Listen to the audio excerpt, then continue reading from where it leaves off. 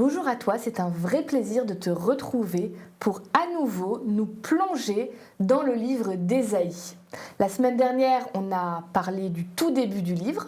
Aujourd'hui, on saute quelques chapitres jusqu'au chapitre 6 pour parler de l'appel d'Ésaïe. Comment est-ce que Dieu l'a appelé particulièrement pour une mission, pour un message à transmettre? Si ce n'est pas le cas, avant de continuer, je t'invite à t'abonner à notre chaîne YouTube, à mettre la petite cloche pour être prévenu de toutes nos vidéos qui sortent, vidéos de l'école du sabbat et toutes les autres. Et puis n'hésite pas à partager cette vidéo autour de toi.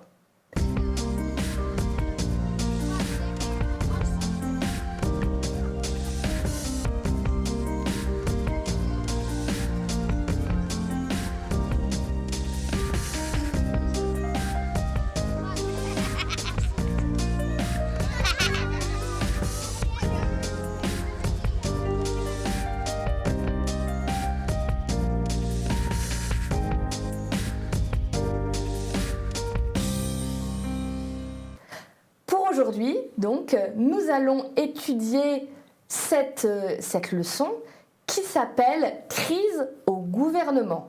Après la crise d'identité, maintenant c'est la crise au gouvernement. Et à nouveau, je suis avec le pasteur Mathieu Fury. Bonjour Élise. Bonjour Mathieu. Et on va pouvoir ensemble et avec vous étudier ce chapitre 6 d'Ésaïe. Avec grand plaisir. Si tu veux bien, je te propose de commencer par la prière et je vais prier. Notre Père, nous nous plaçons sous ta direction, veuille nous éclairer, que ces lignes nous parlent. Seigneur, nous sommes à ton écoute. Dispose-nous à recevoir ce message au nom de Jésus. Amen. Amen. Je vais prendre le premier verset de ce chapitre 6, si tu veux bien. L'année de la mort du roi Osias, je vis le Seigneur assis sur un trône très élevé et les pans de sa robe remplissaient le temple. Donc c'est Ésaïe qui parle, qui raconte cette vision qu'il a, ce rêve éveillé qu'il a où il voit Dieu. Avant d'aller plus loin, c'est étonnant, pourquoi il commence par préciser que c'est l'année de la mort du roi Osias? C'est vrai, il pense au roi Osias. Probablement parce que ce qu'il vit à ce moment-là, parce que le chapitre 6 est un chapitre clé dans le livre d'Ésaïe, ce qui lui est donné de vivre à ce moment-là lui rappelle certainement une mauvaise expérience vécue par le roi Osias. Ah, tu es bien lancé. Redis-moi et raconte-nous, c'est quoi cette fameuse mauvaise expérience du roi Osias? Osias était bien parti. C'est vrai. C'est un grand roi. C'est un roi qui a commencé à régner à l'âge de 16 ans, ce qui n'est pas banal, donc très jeune. C'est un roi qui a régné longtemps, 52 ans quand même. Pour l'époque, plutôt exceptionnel. C'est plutôt, oui, exceptionnel. Ouais, une belle durée. Et puis, il a fait de belles réalisations. C'est un amoureux de la terre, un agriculteur dans l'âme. Il a fait creuser de nombreuses citernes.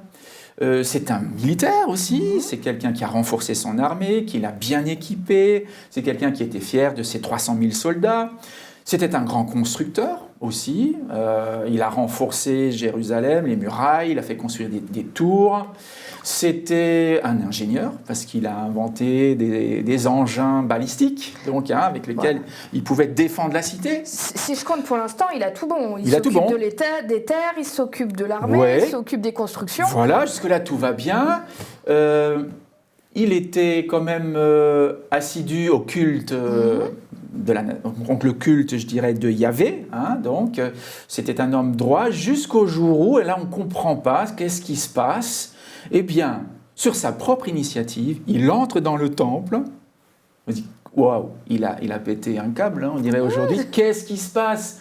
Il entre dans le temple pour offrir lui-même du parfum sur l'autel des parfums. Donc c'est l'autel qui se trouve entre le lieu saint et le lieu très saint. Or, dans ces deux compartiments-là du temple, seuls les prêtres, on lit parfois sacrificateurs, voilà. Donc seuls ces gens-là étaient autorisés à entrer. Et donc ils s'approchent de l'autel. Et là, heureusement, il y a quelqu'un qui intervient. Alors peut-être juste pour préciser, dans l'Ancien Testament, on a plein de textes qui racontent des lois très précises sur qui pouvait faire quoi, qu'est-ce qu'on pouvait faire à quel moment. Et Dieu met un accent très particulier dès très tôt, dès que le peuple sort d'Égypte, à faire une séparation entre le pouvoir terrestre, le roi. Alors à l'époque, c'était pas des rois, c'était des juges. Oui. Et le pouvoir religieux avec les prêtres, pour pas mélanger les deux et pour pas donner tout le pouvoir à une seule personne. Je pense que c'était plutôt sage. C'est un peu ça. Et vraiment, il y avait des codes très stricts et personne n'avait le droit de rentrer dans ce temple. Et en faisant ce geste, le roi brise quelque part une alliance tacite qu'il y a pour l'équilibre des pouvoirs dans son pays. Exactement. Et il prend la place des prêtres comme si eux ne valaient rien. Il s'arroge le pouvoir religieux. Il n'est pas à sa place. Là, vraiment, c'est-à-dire, il a eu de nombreuses réussites. Il pouvait être fier de lui, c'est vrai. Et effectivement, le texte est plutôt élogieux à l'égard du roi Osias. On pouvait aller lire en 2 Chroniques vers chapitre 26. Mais à un moment donné, Osias ne se sent plus, j'imagine, de fierté. Et il entre dans le temple comme si cela lui était autorisé. Et à ce moment-là, donc, il est interrompu dans son élan par un prêtre, du nom, je cherche son nom, je crois que c'est Azaria. D'ailleurs, il porte bien son nom, Dieu vient à mon aide ou Dieu vient à mon secours. Donc, il ose s'interposer. Il n'est pas seul, il est accompagné de 80 autres prêtres, qui sont aussi des Lévites. Et là, ils lui disent au roi, non, tu agis mal, tu agis mal. Le roi, lui, se met en colère, parce qu'il ne comprend pas. Il se dit, après tout, quoi ça les gêne que lui vienne sacrifier en personne sur l'autel des parfums. Et donc, les hommes s'interposent, ils se fâchent, et au moment où ils se fâchent, la lèpre apparaît sur son front. Voilà.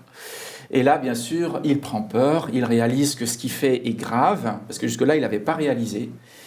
Et donc, il est littéralement chassé du temple, et il va devoir vivre en réclus, en quarantaine, pendant des années et des années. Il faut bien comprendre que la lèpre, à cette époque-là, c'est une maladie extrêmement contagieuse qui fait très peur. Elle fait peur, ouais. Et du coup, avoir la lèpre, c'est une condamnation à être séparé de tout le monde et à vivre dans un endroit réservé aux lépreux. Et même quelqu'un d'aussi important que le roi ne peut pas se soustraire à cette peur-là et à cette loi-là qui dit, si tu as cette maladie, pour la protection de tout le monde, tu dois aller à part. Il devait vivre à l'écart, il devait s'isoler, et quand il s'approchait, il devait crier impur, impur, impur. Alors justement, il y a un lien avec l'expérience là d'Ésaïe, notre prophète évangélique, parce que lui se sent impur devant l'autel, et surtout la révélation du Dieu de cet autel, dont les pans de la robe remplissent le temple. Donc, il se sent vraiment impur. Il dit, mes lèvres sont impures et j'habite au milieu d'un peuple dont les lèvres sont impures. Je ne vais pas pouvoir subsister en présence du roi. Ces 2 trajectoires de vie, l'un qui, en effet, à qui tout réussit, qui fait tout bien, mais qui, du coup, pense qu'il mérite plus encore que ça, et l'autre, et du coup, qui va s'effondrer, ou dont la vie va s'effondrer, et l'autre qui se voit comme impur, mais qui a un désir de service. C'est ce qu'il va dire quand Dieu va dire « Qui enverrai-je » Son premier réflexe, c'est de dire « Mais moi, envoie-moi, je suis à ta disposition. » Et ça me fait penser à 2 autres personnes présentes dans la Bible, bien plus grandes que Osias et Ésaïe. C'est Satan et Jésus. Satan qui a la même trajectoire que ce roi Osias, qui avait tout pour réussir, tout se passait bien, et qui à un moment considère « je mérite plus » et qui naît dans la chute. Et Christ qui dit « je suis prêt à m'abaisser pour être au service ». Et il y a cette phrase magnifique « celui qui sera abaissé celui qui s'abaissera sera élevé. C'est exactement ce qui se passe là avec Ésaïe. Il se sent tout petit, il est conscient de ses limites, mais il y a quelque chose qui brûle au fond de lui pour Dieu, un amour, une confiance qui malgré tout lui fait dire mais j'irai. Osias pêche parce qu'il franchit une ligne rouge, il ne reste pas à sa place. Dieu lui a dit, déjà lui a donné un pouvoir extraordinaire, c'est le cas de lire, extraordinaire, sur le peuple d'Israël, mais il lui a interdit ces lieux sacrés que sont le lieu saint et le lieu très saint du temple. Il devait se contenter de rester dans le parvis. Aussi pour qu'ils se souviennent qu'il y a quelqu'un au-dessus de lui. Parce que quand un dirigeant ne se souvient pas qu'il y a plus grand que lui, qu'il y a des comptes à rendre à quelqu'un, eh bien, il risque tôt ou tard, effectivement, d'asservir son peuple, donc de l'utiliser à ses propres fins. Et donc Osias, lui, il va vers l'autel, et c'est un acte présomptueux, parce qu'on pourrait dire « Ah, mais qu'est-ce qu'il est religieux, cet homme ! Il va vers l'autel, enfin voyons, il va prier, laissez-le aller jusqu'au bout de sa démarche. » Non, on ne peut pas le laisser aller jusqu'au bout de sa démarche parce que là, on peut dire qu'il empiète sur le domaine de quelqu'un d'autre, sur un domaine sacré. Donc il va à l'autel et cela lui est reproché. Inversement, dans le cas d'Ésaïe, c'est l'autel qui vient à lui, en fait. C'est-à-dire que c'est Dieu qui vient le chercher. On voit un ange, l'un des séraphins, là, ces anges qui sont en présence de Dieu et qui le louent. Eh bien, un de ces anges vola vers moi, je lis au verset 6 du chapitre 6, vola vers moi tenant à la main une pierre ardente, ou un morceau de charbon incandescent qu'il avait pris sur l'autel avec des pincettes. Il en toucha ma bouche et dit, cela touchait tes lèvres, maintenant ton iniquité est enlevée, ton péché expié. C'est beau. Voilà, c'est ça. C'est-à-dire que Dieu offre à son prophète une conscience pure, nette, propre.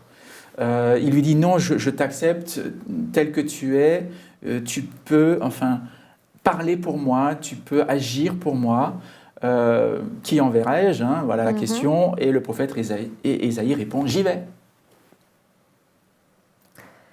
Ce que tu dis, ça me fait penser au livre d'Hébreux qui nous dit « Approchons-nous donc du trône de la grâce sans inquiétude, car nous avons un grand prêtre ou un grand sacrificateur, Christ, qui est capable de nous comprendre. » Et en vue aussi d'être secouru dans nos besoins. Et là, clairement, Ésaïe est secouru dans ses besoins parce qu'il a un besoin, si vous voulez, de légitimité. Il ne se sent pas légitime.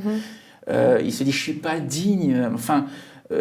Je suis si petit, si insignifiant, si misérable devant Dieu, parce que là, sa magnificence vient d'éclater. Dieu a révélé à la fois sa justice, sa grandeur, sa puissance, et je dirais aussi sa bonté. Et donc, Ésaïe s'effondre. Ésaïe dit, comment pourrais-je servir un Dieu aussi grand ? Vous voyez, il n'entre pas dans le temple, tout simplement. Il n'y a qu'une partie de son vêtement qui peut entrer dans le temple. C'est pour dire, le temple est trop petit pour Dieu. Justement, ce texte, il insiste beaucoup sur la sainteté de Dieu, saint, saint, saint, et le Seigneur. Il y a vraiment quelque chose d'extrêmement solennel dans ce qui se passe. Ouais. En quoi c'est si important ?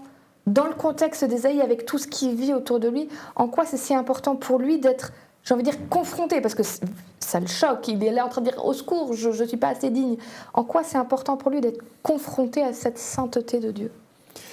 Quelque part, si on est appelé à représenter Dieu, il faut qu'on ait une petite idée de sa grandeur. C'est quand même, ça me semble important, qu'on sache au nom de qui on parle, qu'on ait conscience d'être dépendant de lui, mais à un point, qu'on n'imagine pas. Et je dirais, oui, la sainteté de Dieu, c'est un absolu. C'est pas pour rien que le mot saint est répété. Aucun homme ne peut être déclaré 3 fois saint. Bon, on nous parle des saints hommes dans la Bible. L'homme peut être saint à la limite, mais pas 3 fois saint. Surtout, la Bible dit que si un homme est saint, j'aime bien le texte où Dieu dit « Vous serez saints car je suis saint ». C'est-à-dire que de nous-mêmes, je reste persuadée qu'on n'est pas saint. Mais parce que Dieu, lui, l'est, tout comme il touche la bouche d'Ésaïe en disant « Maintenant tu es pur », parce que Dieu voit aussi nos intentions, il voit au-delà de ce qu'on arrive ou pas à faire pour voir ce qu'il y a au fond de nous, au fond de notre cœur et nos intentions, notre envie d'arriver à cette sainteté avec lui. Il voit tout ça et il a la puissance de déclarer « Parce que moi je suis saint, je te fais bénéficier de ma sainteté, tu seras considéré comme saint ». C'est dans la relation avec Dieu, finalement, que le disciple, le prophète, le serviteur ou la servante, eh bien, est transformé et changé quelque part dans sa pensée, dans ses dispositions, dans ses motivations. Parce que ce qui compte pour Dieu, finalement, c'est la motivation de l'action. Et il est important que les motivations du prophète soient bonnes. Qu'il n'agisse pas en son propre nom pour gagner du pouvoir, justement, parce que Osias voulait gagner du pouvoir. Il n'est pas question que le prophète veuille gagner pour lui-même du pouvoir. Et le prophète devra se souvenir à tout jamais de cette vision, à savoir que le pouvoir, s'il en a, lui est donné par Dieu, et donc qu'il dépendra toujours de Dieu. Il est missionnaire, donc missionné par Dieu. Ce qu'on a dit là sur la sainteté de Dieu, sur la gloire de Dieu, parce qu'on parle aussi de sa gloire dans ce texte, je pense que c'est fondamental. Mais ce n'est pas juste une histoire qui date de l'époque d'Ésaïe et qui est cantonnée à l'histoire d'Ésaïe. Je crois que dans nos vies, à nous aujourd'hui, alors on ne va peut-être pas avoir une vision du trône de Dieu et du pan de sa robe. Quoique, c'est possible. Ah, je dis peut-être. Je peux te raconter une histoire. S'il te plaît. Tu aimes les histoires ? J'aime ça et je suis sûre que je ne suis pas la seule, que dans ceux qui nous regardent, il y en a qui aiment aussi. Raconte-moi, ça m'intéresse. Alors, oui, voir la gloire de Dieu, ça nous est donné par moments, mais de manière assez subtile. Alors, je n'ai pas été ébranlé comme a pu l'être Ésaïe, quoique. J'ai la joie d'élever en ce moment 6 enfants. Il y en a un 7e qui, on peut le dire, n'a jamais vu le jour. C'est normalement le 2e, c'est-à-dire que le 2e sur les 7 manque. Il a vécu 7 mois, non, pas tout à fait 7 mois dans le ventre de sa mère. Et donc, bref, je passe les circonstances. On ne sait pas pourquoi, mais l'enfant a décédé dans le ventre de sa mère, peu de temps avant sa naissance. Et c'était totalement incompréhensible pour le gynécologue. C'était un garçon, donc notre aîné est une fille. Donc le 2e, on l'a baptisé Elian, il n'est plus de ce monde, un garçon. Et bien sûr, ça a été pour nous une douloureuse épreuve, pour mon épouse et moi-même. On n'a pas compris pourquoi le Seigneur nous a en quelque sorte repris cet enfant. Pourquoi seulement 5 mois de vie ? Nous l'avons touché, nous l'avons vu. C'était un petit homme, parfaitement bien formé. Il a rejoint donc le cimetière de tous ses enfants morts-nés, hélas. Et donc, bien sûr que nous étions extrêmement tristes, peinés. Nous ne comprenions pas pourquoi Dieu a laissé faire. Nous l'attendions avec impatience, nous le voulions et nous étions prêts à l'accueillir.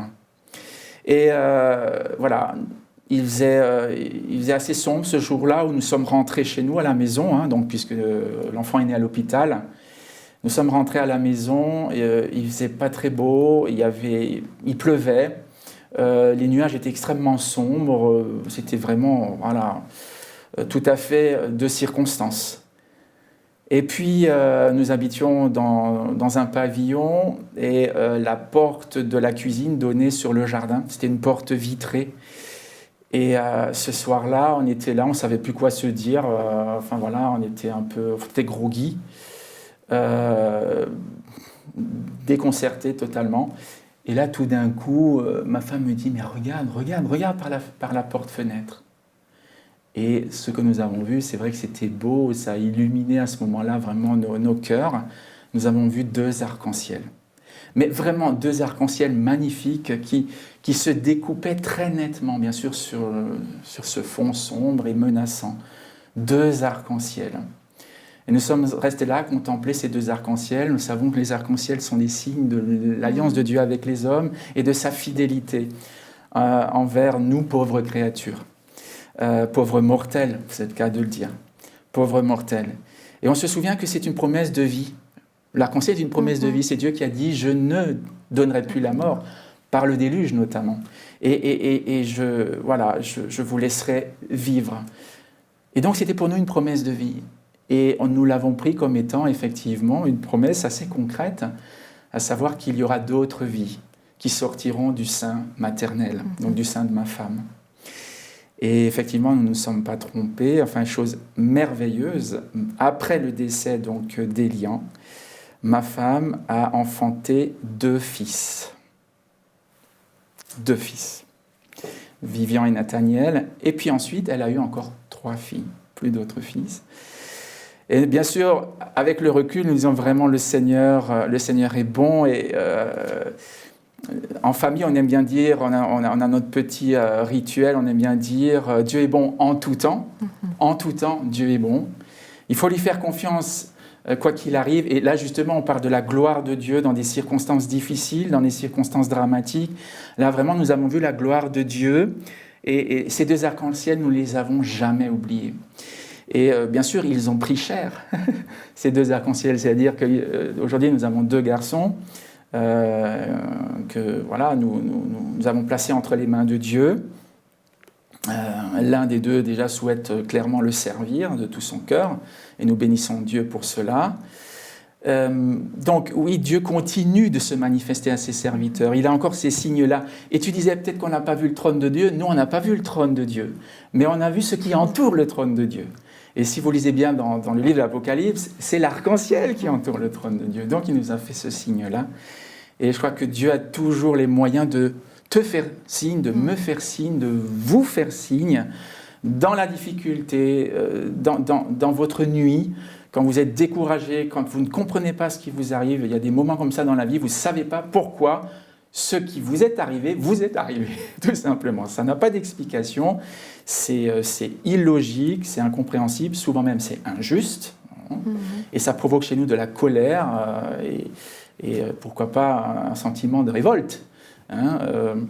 Mais voilà, moi je dirais que Ésaïe, oui, a vu la gloire de Dieu, mais vous, toi et moi, nous pouvons aussi voir la gloire de Dieu. Et je crois savoir que tu as aussi fait des expériences dans ce sens-là, mais bon, on va garder ça peut-être pour une autre fois, je ne sais pas. Je vais juste en dire une peut-être rapidement, mais vraiment je te remercie d'avoir partagé ça avec nous, et je pense que c'était bouleversant aussi pour nous de l'entendre.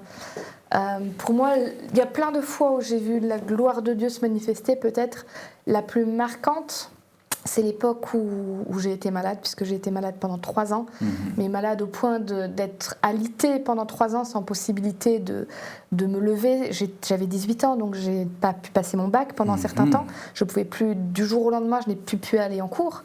C'était une période difficile, une période où avec une perte d'autonomie totale, c'est difficile à vivre, que vos parents soient obligés de vous porter sur le dos, vous emmener à la salle de bain ou aux toilettes. Voilà, vous pouvez à peine manger tout seul. Et au milieu de tout ça, j'ai ressenti l'appel pour être pasteur. Va comprendre, toi, que Dieu tu sens un appel au fond de toi alors que tu n'as même pas pu passer ton bac, que ça fait 2 ans que tu es au fond d'un lit sans pouvoir poser le pied par terre. Tu dis, mais ça n'a aucun sens. Ça n'a aucun sens. Et j'ai lutté avec Dieu. J'avais l'impression d'être Jacob avec l'ange. J'ai lutté avec Dieu en lui disant, ce que tu demandes n'est pas raisonnable. Jusqu'au moment où j'ai cédé à Dieu en lui disant, si c'est vraiment ta volonté, je vais moi me lancer dans les démarches pour passer le bac par correspondance. Je vais faire comme si j'étais guérie, parce que pour être pasteur, il faut faire des études. Pour faire ces études, il faut avoir le bac. Donc je vais faire comme si tu avais déjà agi. Si c'est vraiment ta volonté, si c'est vraiment ce que toi tu veux, tu trouveras un moyen. Je n'en ai parlé à personne. Le lendemain, la pharmacienne qui voyait ma mère tous les 2 jours, parce qu'elle en faisait des allers-retours pour me prendre des médicaments, lui dit « Ah, mais vous savez, il y a un spécialiste à 2 maisons de chez vous. Vous pouvez toujours emmener votre fille, peut-être qu'il pourra l'aider. » J'en avais vu des médecins. Aucun n'avait pu m'aider. Celui-là m'a dit « Donnez-moi 1 an et je vous guéris. » Et c'est ce qui s'est passé.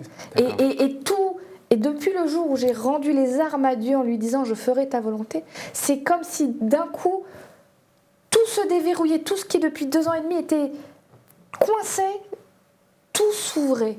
Et pour moi, c'était vraiment la manifestation de la gloire de Dieu qui dit, même si les circonstances, tout a l'air coincé, tout a l'air impossible, si tu me fais confiance, si tu marches dans mes voies, je sais ce qui est bon pour toi, tu vas voir, même si toi pour l'instant tu as l'impression que c'est une montagne, j'aime beaucoup ce texte de Zacharie, qui es-tu grande montagne, c'était pour Zorobabel, qui es-tu grande montagne devant Matthieu, devant Élise, devant toi qui nous regarde, tu seras aplani, non par la force, non par la puissance, mais par mon esprit, dit l'Éternel.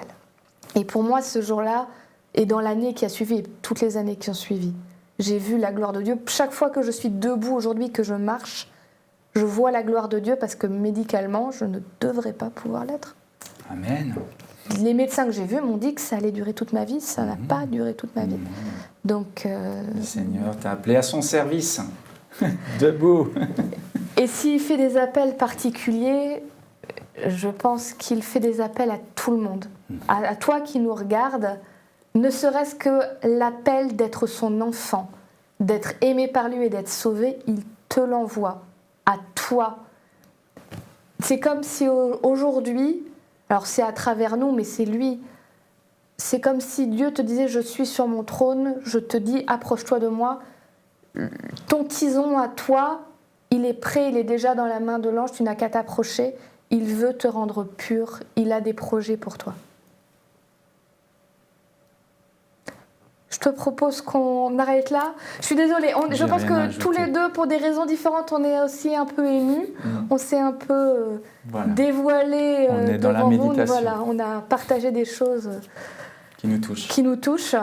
En tout cas, on espère vraiment que cette étude d'Ésaïe vous fait du bien, vous fait vous rapprocher de Dieu, vous fait avoir envie de vous rapprocher de lui.